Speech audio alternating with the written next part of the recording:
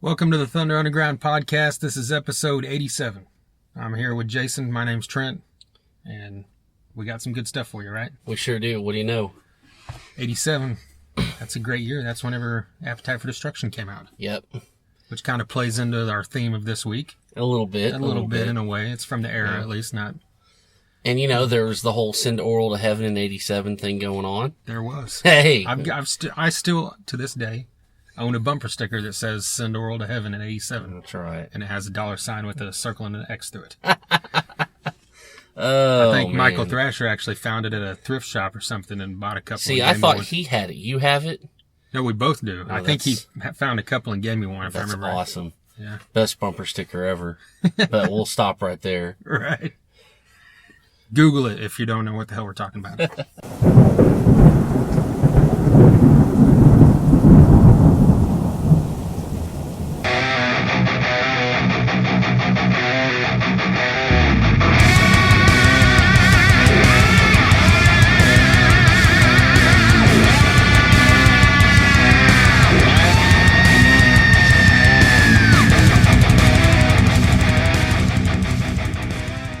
This your first time tuning in, thethunderunderground.com, soundcloud.com/thunder-underground, Facebook, Twitter, Instagram, YouTube, all that stuff as well.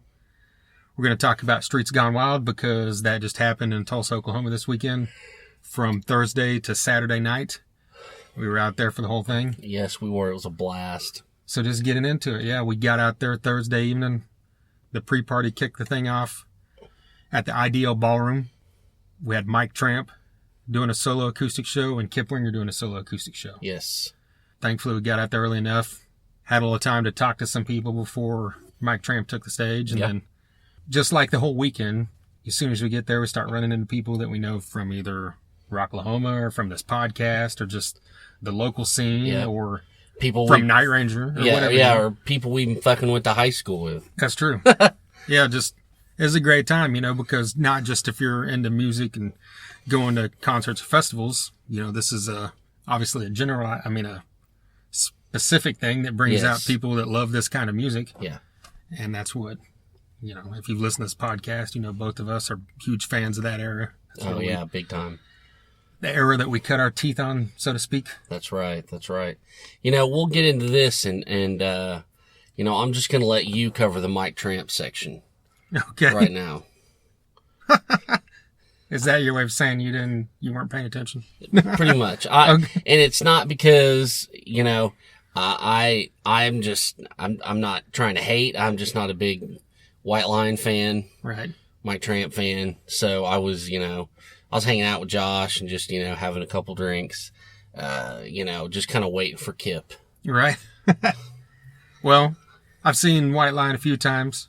Great stuff. Obviously, I didn't get to see him back in the day with Vito Bratta, but he's puts on a great show. I've always loved White Lion. I had the CDs back in the day, cassette, whatever, and his music translates well to acoustic. But for me, it was just one of those things where I enjoyed his electric stuff more than I enjoy his acoustic.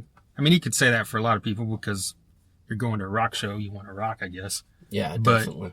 Obviously, that's not always the case because we're going to get Kip Winger here in a bit, and that's spectacular whichever way you go. Yeah. But, Tramp was good, and it was cool. It's just one of those things where I would have preferred it to be a full band thing, I think, with him. Mm-hmm. But I get that. It's just one of those things, if you like White Lion, if you like the songs, there's no reason you wouldn't like it. Yeah. And he even threw in the Radar Love cover, because White Lion had a radio hit with that. That's right. That translated well to acoustic too, and glad to hear Broken Heart and obviously all the other hits, and there you go. A little break in between there, mingling, and then Kip Winger hits the stage. Yes.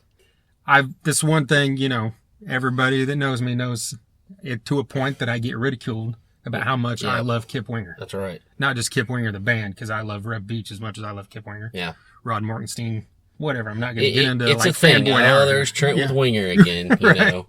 I know. Well, the chance I got to see him acoustic was like a couple years ago. He was coming to Oklahoma City, and he ended up having to cancel the show because he got sick. Yeah.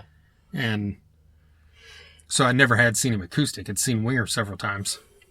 So I was really excited about this. And he walks out there on stage with a 12-string guitar. And I know I've seen YouTube videos and stuff of him playing, but I guess I just wasn't paying enough close attention, just listening to it. Yeah. But I was kind of surprised he did the whole set with that 12-string guitar. Yeah. Yeah, I mean, I thought that made it a lot fuller, and it's really smart if you're going to do an acoustic set, just you. That, like I said, just rounds out the sound. Yeah. Makes everything a lot fuller. And I enjoyed the hell out of it. I mean, the guy can sing, the guy can play. I mean, you kind of brought me over to the winger camp. You really did. Years and years, you finally wore me down. But I mean, they're stellar fucking musicians, and just the arrangements that he lent to some of these classics was really cool. And he interacted with the crowd. He seemed happy to be there. So I mean, I can't complain. It was it pretty much lived up to what I was expecting and hoping for. Yeah. And he fucking did Down Incognito, which was amazing. Yes. Because that's like their best song ever. Well, he pretty much hit every radio single that was a hit, Yeah. With Headed for Heartbreak, Madeline 17, Easy Come, Easy Go, Can't Get Enough, Miles Away, Down Incognito.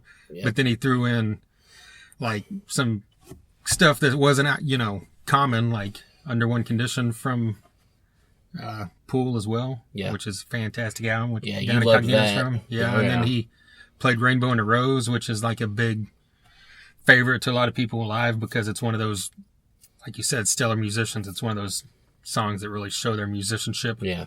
And pulling that off on a 12-string is pretty impressive. And that was one of the ones that he started saying, "What do you want to hear?" He didn't have a set list, and that's something that some guy yelled out, and he played it. And speaking of, Jason here yelled out "Rat Race." I sure did. He got a response from Kip. Yeah.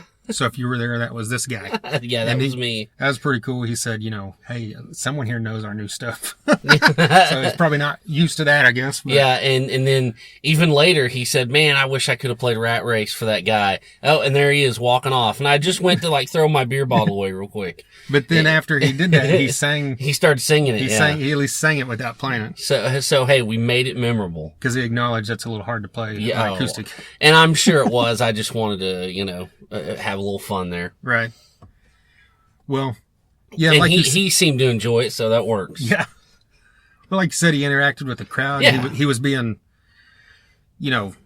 funny and stuff, and not just, a lot of people ramble on too much sometimes between songs, and it's either boring or not amusing. But he kept the bits, short, but it was always interaction and talking to people. He brought some lady up there to sing Miles Away with him, and I don't think that was planned because I heard him say, usually try to bring someone up during some of this stuff, and she sounded great. So hey, I guess that worked out for him that it wasn't a train wreck. Yeah. But even if it was, it probably wouldn't have been a train wreck because, it was just the vibe of it. It was real loose, just having fun vibe, having a great time. So it was awesome. Yeah. And both of them, were there pre-partying, like come off stage and talk to people, took pictures, shake hands, all that stuff. And Eddie Trunk was out there because, he was one of the hosts for the whole weekend. And like I mentioned Night Ranger earlier, Brad Gillis was in and out that whole night, and which was really cool to see because it's just like not only is it a dude from one of the headlining bands, it's one of the. You could probably use the word underrated with him. Everybody knows he's good. Everybody knows he's great, I should say, but his name never comes up when people are talking about greats. Yeah. If that's a good way to put it. Grossly underrated. This guy is just a wizard on the guitar and not enough people know it. And he was just hanging out, having drinks with everybody. You could go up to him, get a picture, talk to him. It was just kind of it was no big deal. So that was great as well. Yeah. This pre-party was put on. Anybody that bought like the VIP packages or anything like that could get into this, and there's a pretty good turnout in there. And I didn't even start this whole thing off by saying Streets Gone Wild is a farm rock event, and it's also which is put on by Frederick Entertainment. And for this Tulsa version of it, they had Tom Green with Ideal Ballroom, basically organize and set everything up on site, because he's got tons of experience with this in Tulsa, because if you're from this area, You remember D-Fest? That was Tom Green and his crew. Yeah. And that always went off great, and this thing went off great. So you could thing, tell they knew what they were doing, so they got someone, glad they hooked up with Tom Green, so this thing was a success, This thing was perfect. I mean, you couldn't ask for a better experience, and, all those guys worked their asses off. It was a great weekend, a great event. Yeah. No reason to go into what happened Thursday night after pre-party. It's not crazy, I'm just saying. Even more people with antics, Antics, God. Anyway, Thursday, that was Thursday. Then Friday is when the official event kicked off Friday evening at like 5 o'clock. Yes. And our intention was to get there when the doors open, but you know how your intentions go sometimes with these things. Doesn't always go the way it's supposed to. You're hanging out with friends, you're talking, pre-gaming, at the hotel, all this stuff.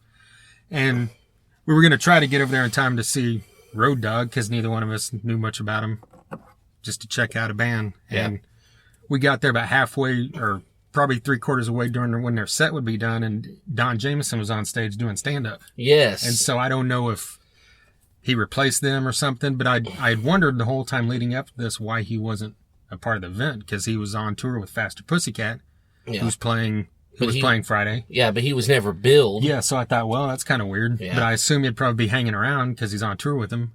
And then we walk up and he's doing his bit, and we hear like 5 minutes of it while we're in line. Yeah, and then to get in, and that's it. Yeah. So that kind of sucks. We missed that, but regardless, we ran into him later, I think, in the post-party area that night, and talked to him for a minute and gave him a card and all that kind of great stuff. All that kind of stuff. So it was good. It was cool to see him out there.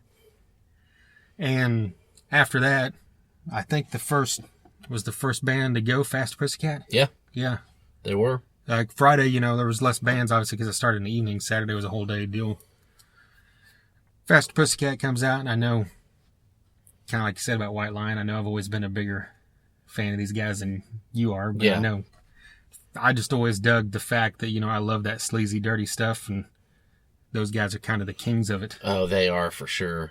And, you got to give credit to them that here we are 30 years later, and they've never slowed down, and they still tour relentlessly, and they still act like it's 1986 relentlessly from everything you ever hear. And from, I saw them out there, and some friends of ours hung out with them Friday night after the whole thing, and you just hear good stories, So it's cool to see that Tammy Down, Chad Stewart, and all these guys aren't letting the fucking lifestyle stop. No, they're keeping it going well into the years. Yeah. But they sounded good. I thought the only thing I noticed, I thought their sound, like the actual sound of the whatever, just didn't seem as full as some of the other bands. And I don't know if that was a sound guy problem or what that was, but I mean, that's not taken away from the fact that he sounded good and the band sounded good. It just didn't have the fullness that like every band after them had. Yeah. So I don't know what the deal was with that, but it's cool to see them. They're always at these types of things. So, and it'd been a few years since I've seen them. And then after that was Vixen. Yes. And we actually caught them at Rocklahoma many years ago, but it was a different version. Yeah. That was the one where it was the version with everybody but Jay and the singer, right?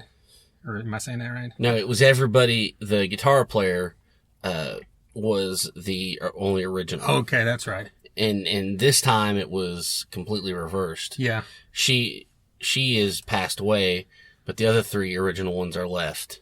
And the thing with that is, I remember the story is right. They finally got back together and were calling it something else for a while. Yeah. And then they got her blessing, when she was sick. Yes. To go on as Vixen. Yeah. And she gave him the blessing, even though, because I guess they had been in disagreements for a while, sure, lawsuits, that kind of crap, whatever. But exactly. So yeah, it was 3 of the 4 original members, and it's just, Vixen's one of those bands I've always liked, but I never really followed too heavily.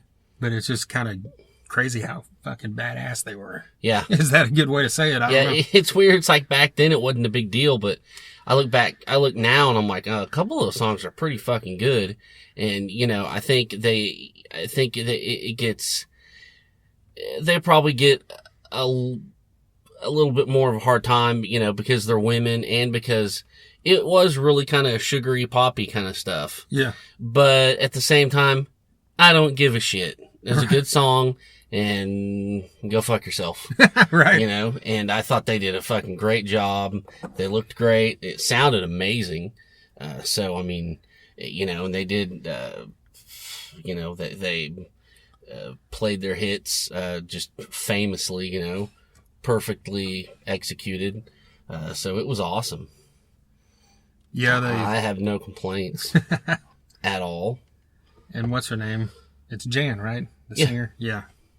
You know, I can say I was 50 feet from her. Yeah. And it was a joy. I bet. Because she's a phenomenal looking woman. Yes. Yes, she is. All right. That's not a review of a show. That's just my statement there. That's just an opinion. Yeah. It wouldn't have mattered if they all looked like Lena Dunham.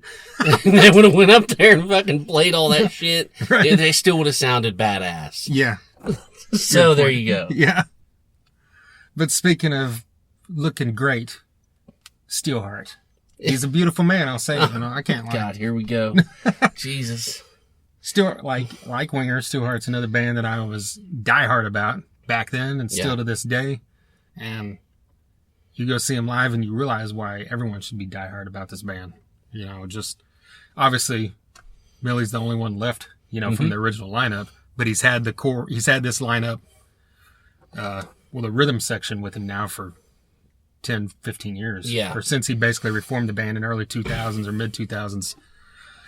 But the guitarist spot has changed a few times, but really when you go to Steelheart, you're there to see him. Yeah. You know, sure, the guitarist is great. You got to be in a band with him. You got to be a stellar musician.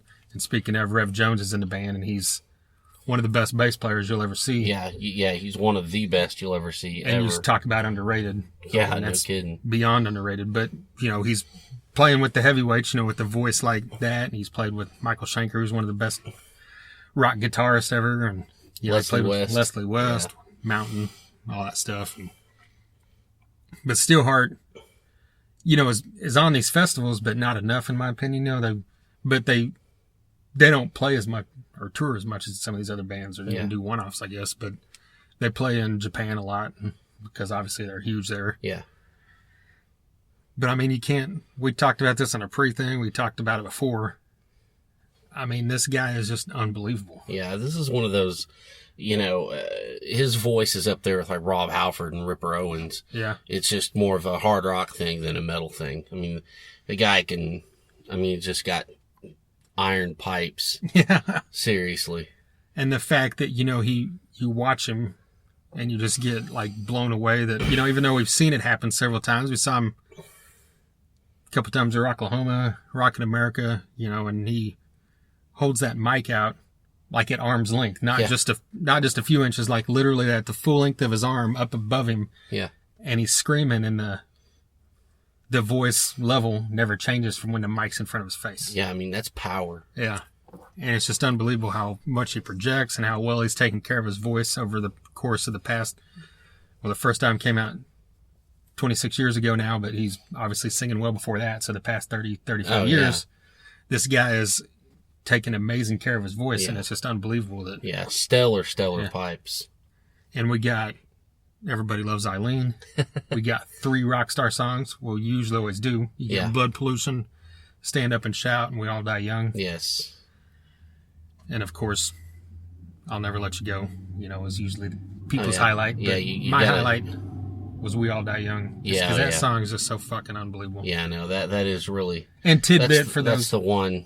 That's the one that gets you. Oh, yeah. Right in the cockles, or the subcockle area. Maybe even the subcockle area. We just don't know. Yeah.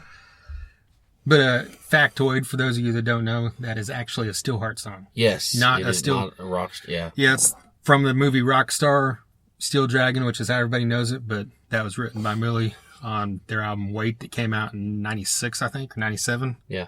After the whole era ended and most people weren't paying attention. That's one of the tracks on that album, and then they reworked it with, you know, the Steel Dragon musicians for the Rockstar movie. That's right. Well, so yeah. Just look him up on YouTube if you haven't seen him live, and if he's anywhere close to you, drive. It's worth the drive. Oh, yeah. Yeah, hands down. Night Ranger Is that Great White? Great White. Great White was up next, and we talked about him from Rocklahoma. They're always a solid, great live band. Terry does a great job. He sounds great. Actually, sounds really fucking great. Yeah. But that's what it's just gonna sound a little hypocritical because I'm always championing guys that replace other guys. Yes. Your John Bush, your John Karabi, your Jizzy Pearl, whatever.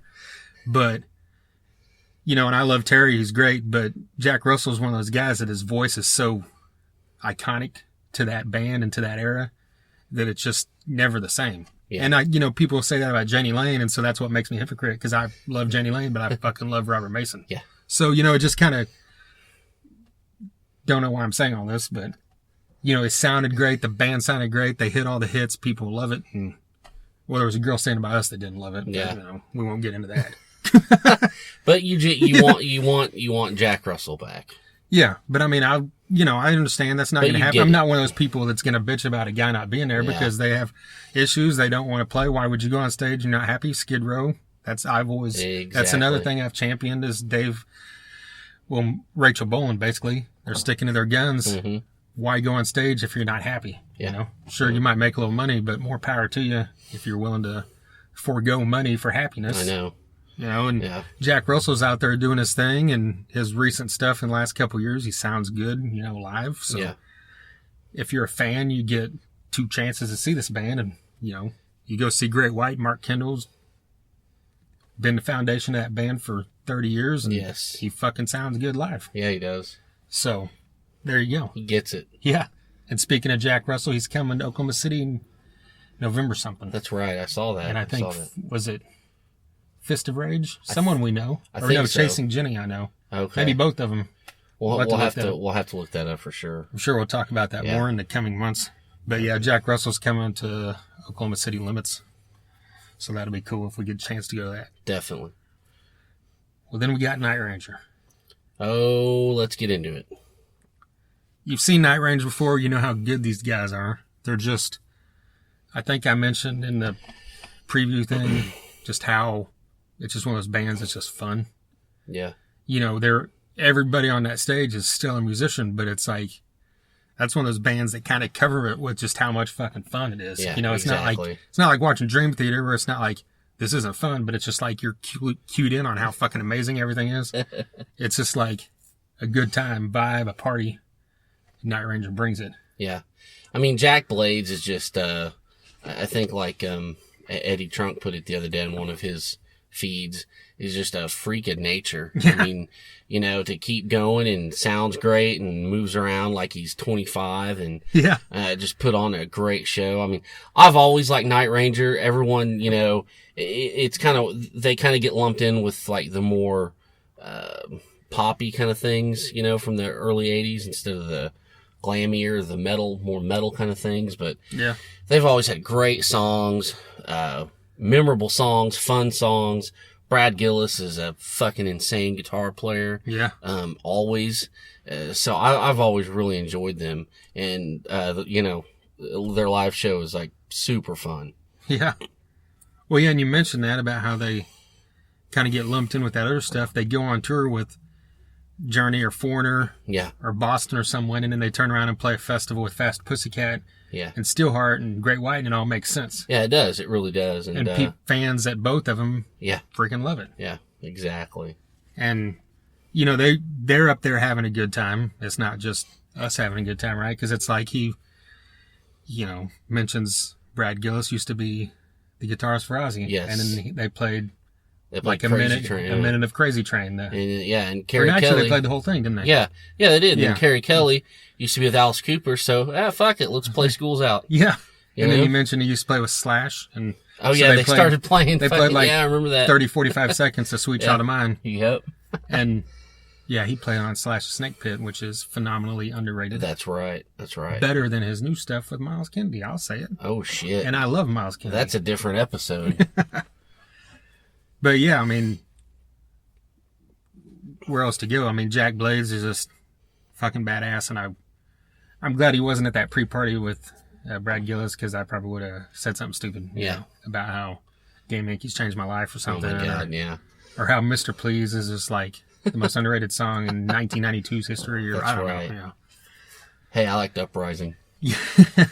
And and at that time in the set, the storm kind of started coming in and got really windy, and I think they got cut short a couple songs. Yeah. Because shit was literally blowing away. Right. Like literally.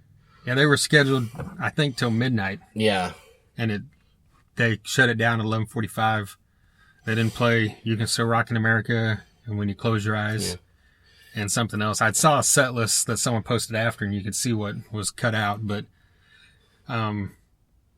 speaking of damn Yankees, they played Coming of Age and High Enough. Yes. So we got that, thankfully. I know. Before. And we got Sister Christian. Yeah, of course. And we got, I'm not going to say it. You can say it. Well, Sentimental Street? Yeah. Hey, fuck you, buddy. Right. That's a great song. I don't want to go on record in case the off chance that someone from Night Ranger's listening. I'm not going to say it, so we'll just move along. You're a dick. No, I just talked about how much I love Night Ranger. And how Sister Christian's unbelievable, how High Enough's unbelievable, even though that's not Night look Ranger. here. How When You Close Your Eyes and that monkey in that video is unbelievable. Here's what we're going to do then. I love that fucking song. And if they want to come in here and talk to me, they can, and you can just go somewhere else and hang out with Tammy Down or something. I'll do it. Or Mike Tramp. I'll hang out with either one of them over ever hearing that song again in my life. Yeah, man. And I've said that every time I've ever seen them live. Because that's the only time I hear it. I will not hear it any other time. Moving right along. Well, yeah, so you said stuff's blowing around. Like, yes. We walked towards the back because one of our friends, Tommy, said, hey, this storm's about to hit. You should probably get in the bar over here, to get cover. Yeah. And we walked towards the back. Night Ranger's still playing. And this gust of wind comes through. And I'm talking like I turned around and like gravel and shit was hitting me in the face. Yeah, no shit. And I was like ducking, around the corner for a minute. And then, there was a couple vendors over there. And of course, the merchandise with the band merch and stuff, was like they were all scrambling, grabbing stuff to stuff in boxes because like literally like their merch was starting to fly. Fly everywhere, yeah, exactly. And then I noticed we walked the other side and all the canopies that were above like the outside bars and the beer tents and that stuff was starting to like lift up. And I think you even grabbed one to help them. Yeah, it was like right by me. It started to lift up, so I grabbed it, you know. And I know that's a big worry, especially for an event like this because there's a mobile stage out there, which if there's massive gust of winds, that's a scary situation because in the past 10 years we've had instances, even at Rocklahoma. Yeah, no doubt. I remember there was a country show a couple years ago, just stuff where like you hear bad things happen when the stage falls over. Well, so they pulled the plug on it, which, you've got to be safe. Yeah, so, you do. You really do. Kudos for them to make a decision in time. And it didn't even really rain hard. There was just high gust of winds. Yeah. And thankfully that didn't even last real long. Just little ways after midnight, I think. And so we got lucky, I think. And that's when we went into the bar and met Don Jameson. Oh, that's true. Yes. So that was cool. Yeah. Very cool. And that was our Friday, I think. Yeah. Did that wrap it up? Yeah. Yeah. Yeah, I mean, I know, kind of like you mentioned, these guys are all staying at the hotel down the street. We go back to our hotel and you see, Great White. Several of the guys from Great White were there hanging out in the bar. Yeah. Billy from Steelheart was walking through the... We opened the elevator and like, boom, there he was staring at us. Yeah. and he kind of didn't look happy or he looked real serious, so I just kept going. Well, probably because he walked through that lobby and it probably took him 12 minutes to get 42 feet because he took 82 pictures. Yeah. Which, I'm a fanboy, but I've done that before, so I'm not going to bother him. Yeah. There you go. But anyway, so there's some tips for you. If you're in Tulsa and you like a band that's playing the BOK or a festival, they're probably staying at the Hyatt. Yes, yes, pretty much. Check out the Hyatt. All right, so we get up Saturday, hit Fat Guy's Burger Bar, because that's what you do whenever you're in walking distance of Fat Guy's. That's right, and it was fucking amazing. Yeah. There's another tip for you people. Yeah. If you're not from this area and you're coming to this area, go there. That's right. There's like 3 or 4 locations around town now, and it's just phenomenal. It's phenomenal. And they named it after me. So it's fucking good. Yeah. Like it's super good. Right. Well, we get over to the show in time to see Driver, thankfully. Yes. We wanted to get there before everything, but you know how it goes, like I said. We get there in time to see Driver. Love these guys. We've seen them several times. Never disappoint. No, they sounded great. I think they played a new song, right? Yeah, yeah, and they it played sounded great. And they were on backline, rented gear, and they still pulled it off, Yeah. So I know that. I know we talked to Mike and Jude about playing on other people's stuff, but they made the proper adjustments and they pulled it off. Sounded great. Yeah, I know Jude said he's used to being cordless and yeah, he wasn't able to do that at the show, and then. But, I've always thought with drummers that would be especially hard. Yes. Because you're used to an exact setup and you get up there and I know he had some of his cymbals up there and I think he said he had a snare. But it's like, you don't have your full rig. You don't have, obviously. Might not be where you want it and stuff. Yeah. If you're a professional, you're going to be able to play it and pull it off. But it's just like, you write these songs in a way. Exactly. And then you're going to get up there and have to go on the fly, hoping they sound right, Yeah. But to, his sake, they sound right to me. So, yeah. Hey, it worked out. Yeah. And, yeah, I mean, they're just a solid hard rock band, melodic, catchy. Adam's a great singer. All 5 of these guys are great at what they do. They really put on a professional show. They look the part. They sound the part. They do it, and they were walking around after the show, and I noticed when they're coming across that front part, Yeah. I think they were going to eat or something like during the next band set, and tons of people I saw stopped them along the way. Yeah. So I'm sure they made some new fans, hopefully. And yeah, I mean, they definitely deserved to kick this thing off, and it was a great set. They sounded amazing. Yeah, and we've had Mike actually on this podcast twice now. Twice. Yeah, go way back. He was on an early episode, and then a couple months ago we had him on with Scott Bond. And yes. The two of them talked, and that's a good one to check out as well. Well, after them was Micah. Correct? Yes. And Micah is a band we kind of fell in love with at Rocklahoma. I'd seen her last year, but it was kind of this year where I was really paying attention. That's right. And more so, I guess, is the right way to say it. And, we got that EP and checked it out, and we had her on the podcast as well. Really got to talk to her well. And it's just such a fun live show. It's happy, it's rock, but it's got that kind of, like you said with Night Ranger, kind of that leans towards that. Yeah. Not Ranger. I mean, Vixen, where it kind of leans towards that poppy essence. Yeah, a little bit. But not much. It's also got that kind of, like I think you said in your review, that 70s era kind of glam sound. Yeah. Mixed with a little punk attitude. Exactly. She just kind of mixes all these things, and all of them do, and it's just a cool, something that kind of stands apart from the other stuff that's going on, Yeah, they bounced off in a great way, and like you said, they're a little bit, just tad different vibe than everything else on there, so that was great.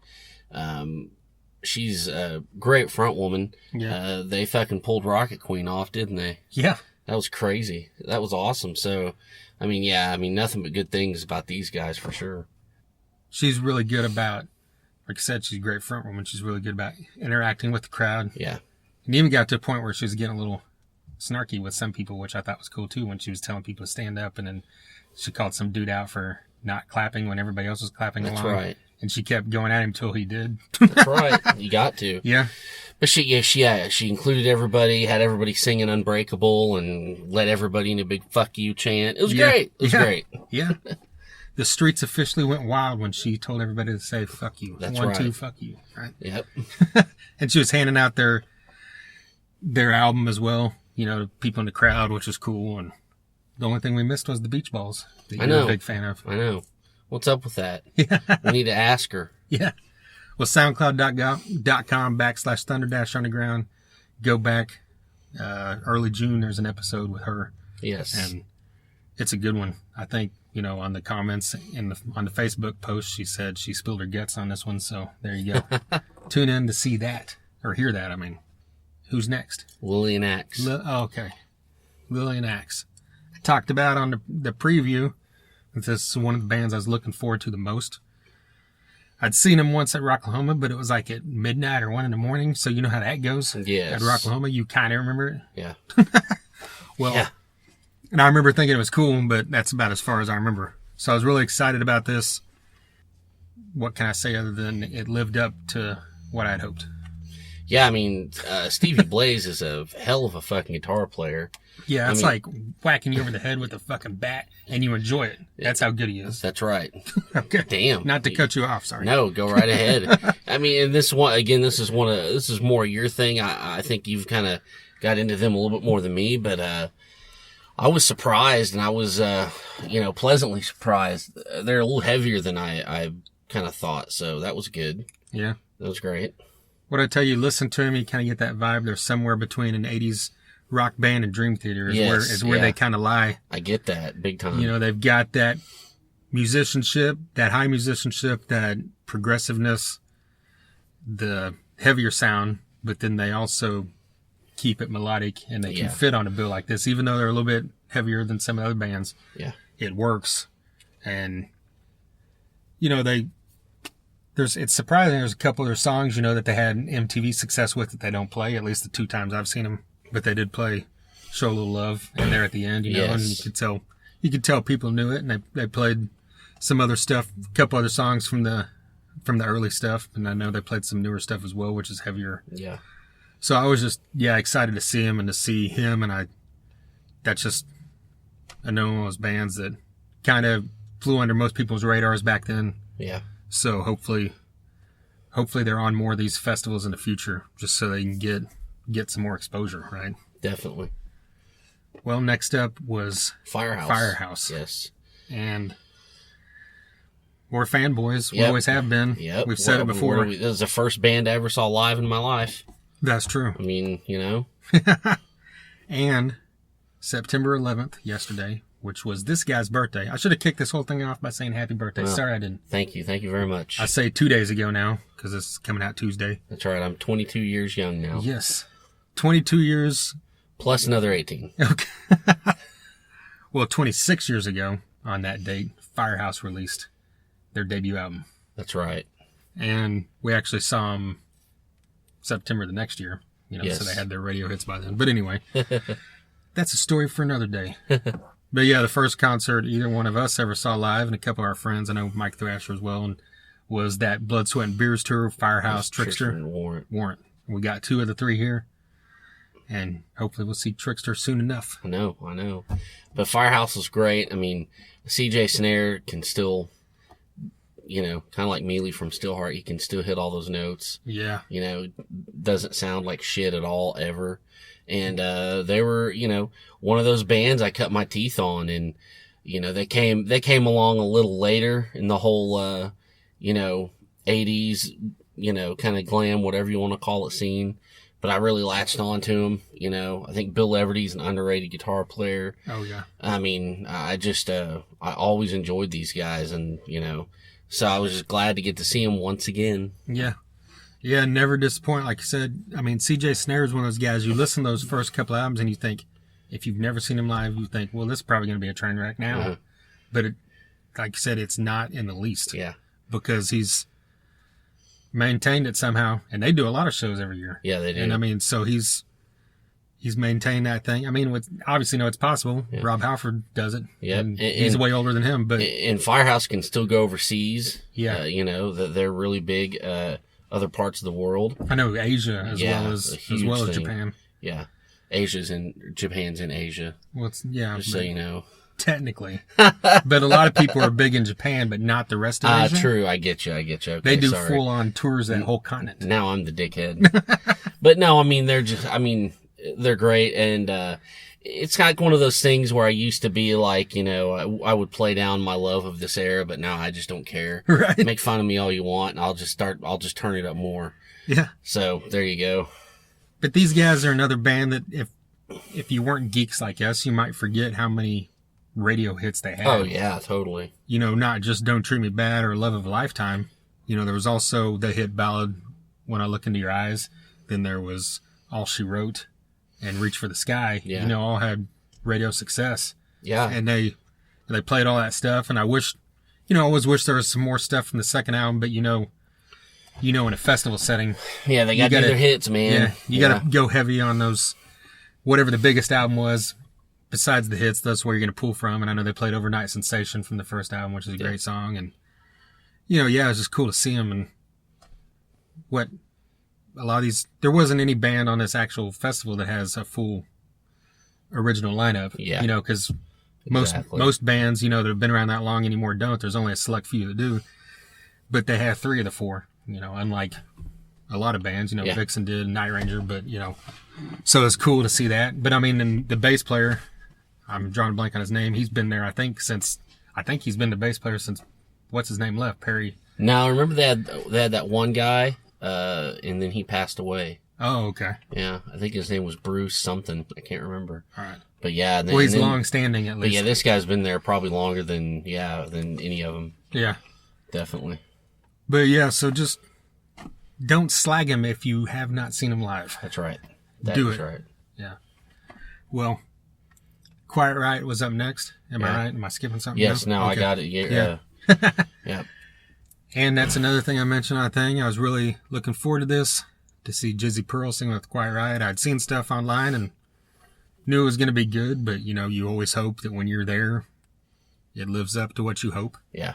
And Quiet Riot's a band I always liked, but I never, when I was young, never delved too deep into it. You know, I'd heard the greatest hits and that kind of stuff. Yeah. But never went into the back catalog and dug too deep. But as I got a little older, I did. I know you did as well. Yeah. And it's another band that's carried on after the singer passed away. And so you hope that whoever's up there is going to do it justice.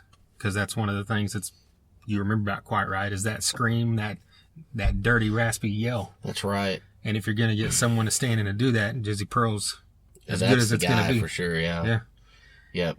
And, dude, man, I was, you know, not to sound like fanboy, but I was floored, you know. I've always known the guy's got stage presence. Yeah. You know, he looks the part, he acts the part. He sounds the part. Yeah, he commands the stage, and more than anything, more importantly, is he sounds the part. And he doesn't sound exactly like Kevin DuBrow, but he's got the same style of singing. Oh, yeah. Which is what makes it perfect. Got that raspiness. Yeah. Yeah. And I just love those first 2 Love-Hate albums and, you know, wish there was a chance to see them, but I'll take what I can get. There you go. You know, we saw this guy, actually saw him sing with Rat back whenever that was, 15 years ago. Oh, God, yeah. And, you know, so it's cool to finally see him again, front and Quiet Riot, and I'm glad that they're getting on these bills and having success, and Frankie Banali, you know, has kept this thing going, and I know there's always been talk about why is there a band with only the drummer who's original, but I know that after Kevin passed away, he went to I think it was his mom maybe? Yes. And talked to her about getting her blessing basically of carrying this thing on, and yeah. You know, so it's cool that he is, and he's not just doing it just as a cash grab. He's got 3 other guys on stage that belong up there, and I know he's had this lineup for a while now, and it sounds good. Yeah, exactly. I mean, this is a lineup that there was going when Kevin DuBrow was still with us, so. Right. Yeah, I mean, so it's been a while, and, you know, at that point I kind of went in the back and was hanging out with Josh and Doug, and I'd had a few drinks in me, so I started geeking out when they played Slick Black Cadillac. Yeah. And, you know, Josh was like, calm down, fanboy, calm down. Like, I can't do it. Yeah, I was like, I can't do it. I love this fucking song. It was great. I was up front because I had the photo pass, and I started playing Mama We're All Crazy Now. Like, every part of me wanted to just, like, start fucking singing along, but I'm like, I gotta look like I'm somewhat of a pro here, right? You know? Yeah, yeah. Pretend you're supposed to be there. Yeah. Act like you're supposed to be there. Right? Well, you know, so that, like I said, that was great to see. I'm glad it sounded awesome. Glad it sounded the part. Lived up to the hype. And I love Jizzy Pearl. There you go. Bam. Bam. So, next up would be Stryper. I don't know if did you see Stryper? No. Okay. I didn't. I didn't know. I know you're not all big into Stryper, but you know how these festivals go, especially when it's more than one day. There's always someone you want to see that you end up missing. And for me, that was Stryper. I was inside talking to people, I think inside Enzo, and time just got away from me. I realized they were on, and I just never broke away. And by the time I got out there, they were done. But yeah, I mean, I let it slide just because I saw them live in June in Oklahoma City. Yeah. I don't remember if I talked about that on here or not. Yeah.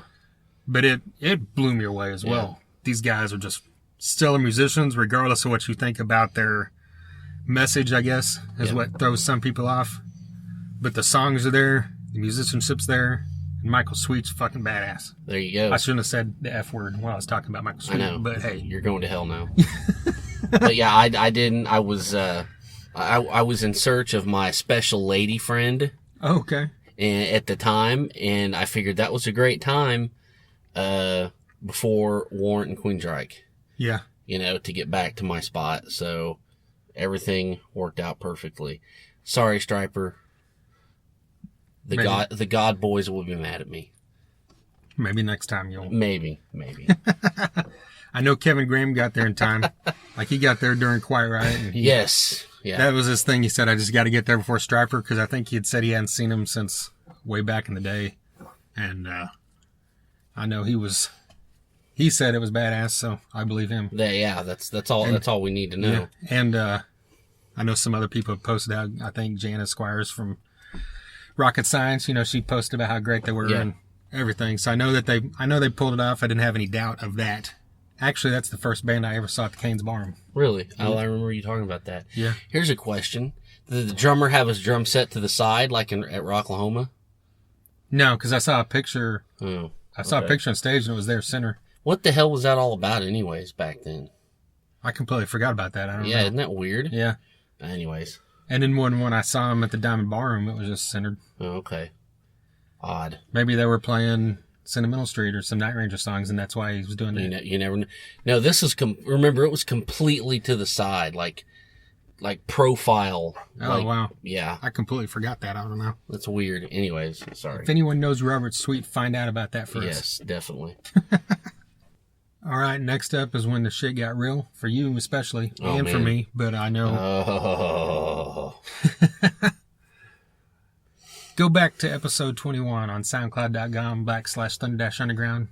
Joey Allen, the guitarist for Warrant, was on our podcast, and it was badass. Yeah, it was great. We talked about Dog Eat Dog. We talked about their possible next album, Rockaholic, Robert Mason, all this great stuff. Yeah. So that was really cool. And here we are, 60-some episodes later, and, you know, we saw him then, twice last year, actually, and then seen him now again this time.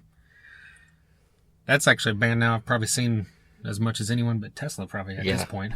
I mean, I don't know. I need to look that up. But anyway, I've seen him that many times because it's a freaking fun time and it's just badass. It's like where'd he go? I wish there was more Dog Eat Dog stuff. I wish there was any Dog Eat Dog stuff on this, but like we talked about, I know it's a festival. You can't expect that during a festival. Yeah, and it doesn't matter because, I mean, all their shit's awesome. Yeah. They were my first, you know, like, favorite band kind of before I really, like, discovered Metallica. Right. And, you know, in the late 80s.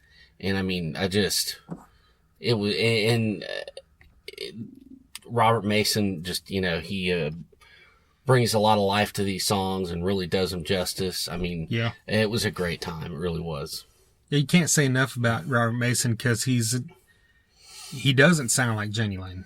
And a lot of times, like we mentioned with Jizzy, he doesn't sound like Kevin, but he fits that style. And while Mason fits that style, he doesn't really resemble him much at all to me. Yeah. Unless I'm missing something.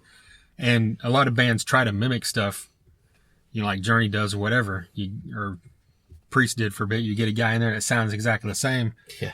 But they just got a guy in there that's a fucking rock star, in my opinion. Pretty much. And he gets up there and he does it. And, we were fans of this guy before he even joined Warrant because of Lynch Mob and Big Cock. Yep. Big Cock. Don't Google that. But if you're going to Google it, Google Big Cock Band. And then, seriously, I'm not joking, just go listen to him. It's just balls out rock and roll. Yeah. It's exactly, like you listen to that, you hear that band name, it's exactly what you expect. And it's like funny shit, too, in a way. Yeah. It's like tongue-in-cheek kind of stuff. They literally have like 4 or 5 albums. Yeah, they do. Yeah. He hasn't done one, obviously, since he joined Warrant, but he was in Cry Love for a little bit, and obviously that second Lynch Mob album, which is grossly underrated. And anyway, Warrant, they stuck to those first 2 albums. They played Sex Ain't Love from Rockaholic, their newest album from a few years ago.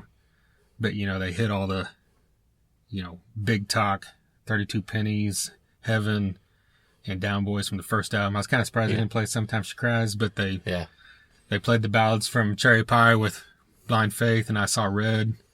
Then, of course, Uncle Tom's Cabin, Song and Dance Man, which is cool. Yeah. So Damn Pretty Should Be Against the Law, which is cool. And of course, Cherry Pie at the end. Yeah. But you just sing along to every damn song, and you just have a great time. Yeah, I mean, it was, anytime I get to see them is going to be a good time, and it's a chance if I have that chance, I'll always take it. Yeah. First band we ever saw in 91 and never stopped since. That's right. So we owe it all to them. That's right. We're loyal as fuck. Yeah. And speaking of, they on that podcast, which is now almost a year ago. I think it was October of last year. Yeah. He talked about how they were sometime this year going to start making the album, and I saw something recently where and he had mentioned they were hoping to get Michael Wagner, but I saw something recently that said they were getting Jeff Pilson for Dokken / Warner. That's awesome. And, I did not know that. And that's great. Yeah, and it said I don't think they're in the process of recording yet, but I think they've written stuff and they've tapped him as the producer. So that's going to be amazing. So my guess would be 2017. There should be new Warrant. Yes, and that's a good thing because if you haven't listened to Rockaholic from 2012, 2011, do it because it's a great album. And I know Jack Blades produced that, right? Or no? I know he wrote some stuff on it. Yeah, I think so. Yeah, he did. I don't know if he produced it. Yeah. But I know that he co-wrote some stuff, yeah. Okay. Well, yeah, so that's something definitely to look forward to. Well, this thing ended, well, not officially ended, but ended outside of Queensryche. Yep. And here we are again talking about a guy filling in for the original singer and doing it beyond justice. Yes. In this case. Doing it better than the other guy. It's hard to, whoever that other guy is, I don't know. I've made that statement many times. It's hard to say that in a sense because when you go back to those early albums, I mean, Jeff Tate is as fucking great as it gets. But what we're talking about now is 2016. We're talking about live, and we're talking about newer music. And Todd LaTour is unbelievable. Yeah. In every sense. Those 2 albums they've done with him, great from start to finish. And live, not just that, they're pulling out stuff that they quit playing. Yeah. I don't know if you don't want to say it's because Jeff Tate couldn't do it because he still sounds good live, but probably because he didn't want to do it because he wanted to play some other bullshit. And have goddamn, fucking burlesque fucking shows. That's right. Instead of fucking rock concerts. Yeah. Well, they played two of the songs from the most recent album. Yeah. Great. And then they're pulling out shit. They played Screaming in Digital. It was like the second to last song. And then they played they didn't play Walk in the Shadows. I was kind of sad about it. But they played Take Hold of Flame. They played Operation Mindcrime, the song. Then, of course, the hits you expect, like Eyes of a Stranger, Jet City Woman, Silent Lucidity. Yeah. The most epic title track of all time, Empire. And then early in the set, they played Damaged from Promised Land, which is where I kind of squealed like a little girl. You like that? Yeah. Nice.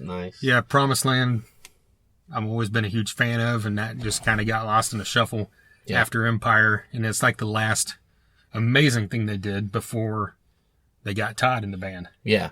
And definitely. I mean, I like some of the other albums after that, but it just kind of lost something after DeGarmo left. And then once they ousted Jeff for Todd, now it's back to being what you expect Queensryche to be. Heavy metal perfection. Yeah, perfection's a great word. Well, that's what the fuck it is. Yeah, and they sound great. They got 3 of the 5 original members. Yeah. Parker Lundgren's been there for a long time now, and he's fucking great. I was standing on his side for a lot of the second half of the set. Instead of being over there on the Michael Wilton side, he belongs in the band, and it's cool because he's way younger than the rest of them too, Well, but Todd is now too, but I mean, but still fits. Yeah. Yeah. He fits well. I didn't even notice. I guess the other times I've seen him, I wasn't as close, but right whenever Take Hold of Flame started, he stepped out and put his fist together, and I'm showing you, like, they can see it. And it's on his knuckles that says "Take Hold." That's awesome. Yeah. So I don't know if that's something he did after he joined the band, or if he was just a big fan and did it before. Yeah. But either way, that was cool. Either way. I didn't get a picture of it because it happened too fast.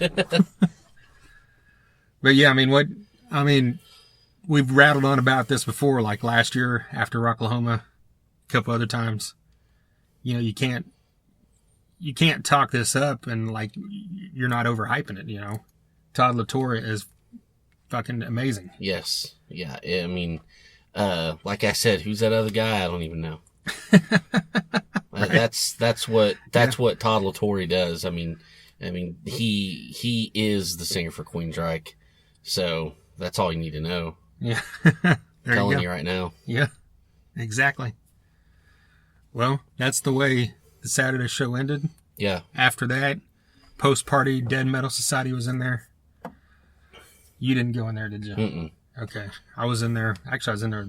I wasn't in there at the very beginning of them. You finagled your way in there somehow. You sneaky fuck. No, I was supposed to be there. That's right. Yeah. That's right. Yeah. I forgot. Yeah. And I think I missed the very beginning, but I saw the majority of it was there. They played until, man, I don't know. The bar closed down right before 2, and they played up until like 5 or 10 minutes before that. So, really? You know, they played probably close to an hour and a half at least, I think. And, you know, if you're not familiar with them, they're a band out of Tulsa that they play a lot in the region. You know, they'll get in Arkansas, Missouri, and Kansas, and I think Texas as well, and play shows at casinos and fill them up because they're a phenomenal cover band. Yeah. They stick to this era. That's why they're out there. It's all 80s, early 90s. And, you know, they're not just glam or anything. They do Metallica. Yeah. They do Judas Priest, all that kind of stuff, as well as the Motley Crue, Guns N' Roses, Kiss. You know, they stick to the heavier stuff, or, you know, Kiss isn't obviously heavier, but you know what I mean. Yeah, definitely. The heavier stuff and the classic stuff. They don't really get into too much of the real glam stuff, but they did play Smooth Up In Ya, so there you go. Nice. Speaking of, Mark Torian was on this podcast recently. Yep, go check it out. It's a good one. They don't disappoint. They do a full-on cover of November Rain, which is great. Yeah. Like, who else does that? No one. Exactly. And then they did like a 10-minute Metallica medley, you know, where they played like 8 Metallica songs. Oh, that's awesome. You know, with no vocals. Like, he goes off stage and it's all instrumental. Really? Yeah. That's great. That's badass. Yeah.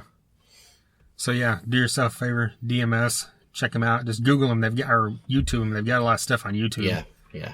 Where they played around. And I don't know what their next gig is in this area, but like I said, Facebook, Dead Metal Society. They're the only band on there called that. Yep, you should be there. Which is a great name, by the way. Yes, I've said it before. I'll say it again. Yeah, that is. So, yeah, I mean, other stuff happened after that, but that's the bulk of this festival that we need to talk about. Yeah, and, you know, I got to say, it was very well attended. Yeah. It was packed both days. And I just think that's a great testament to this kind of music. Yeah. And to Tulsa, you know. I don't want to get all, you know, corny, but I mean, just downtown Tulsa, what a great place to spend a couple days. Yeah. I mean, really, it's just that what that area has become in the last 5-10 years is amazing. Yeah. And it was just nothing but it was just a good time all over the place. Yeah, and not just that, just the whole vibe of the festival is... Yes, exactly, that too. We talked about this on our Rocklahoma episode. We love going to Rocklahoma because we've done it every year and it's fun. Yeah. But even though it's fun and it's an amazing time every single year, nothing compares to those first 3 years. Yeah. And I don't know if that's just me being a geek or something, but it's just something about that whole vibe and era of music that there's just something in the air, like you like to say. And, you know, I don't know how much else to explain it, but just the vibe of the whole thing is totally different now than it used to be. And, you know, this isn't exact same because you're not out there camping, but you're out there all day for a couple of days with people that all love the same stuff. And you kind of get that feeling. That's right. You know, I mean, we ran into a bunch of people we know from Rocklahoma. Like I mentioned, Kevin, Rachel, and of course, Philip Bruce, John Stowe. You know, if I keep naming names, I'm going to forget someone, feel like an ass. But, you know, of course, our friend Tommy, Josh. Oh, yeah, definitely. Doug and Tracy and Autumn was out there working, busting her ass. It's like... Billy Bristol. We got to mention him. Working his ass off. This guy, loves what he does.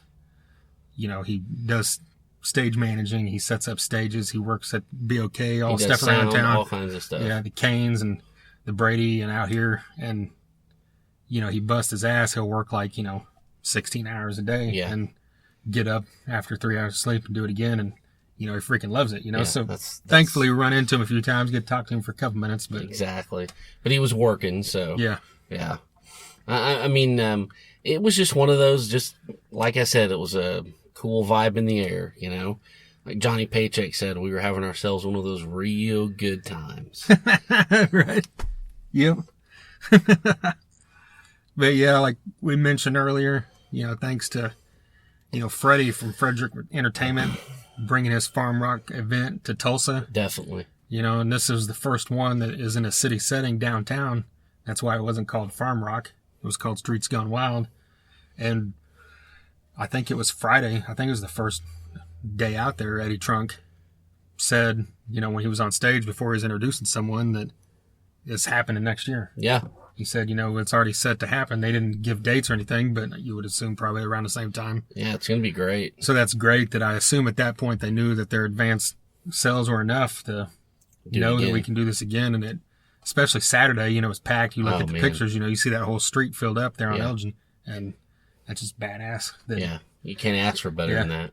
And again, like we mentioned, Tom Green and his whole crew that basically handled this whole thing and did a phenomenal job. And he's another one that you got to throw props to, because anytime I've ever been anywhere that he's working, which that's usually the only times I see him, but like at IDL or back at D-Fest or at this thing, it's like the guy is out there busting his ass doing 27 jobs. That's right. And I think it was Saturday night after DMS was ending, I was standing outside talking to some people that were smoking, and he was out there sweeping the street.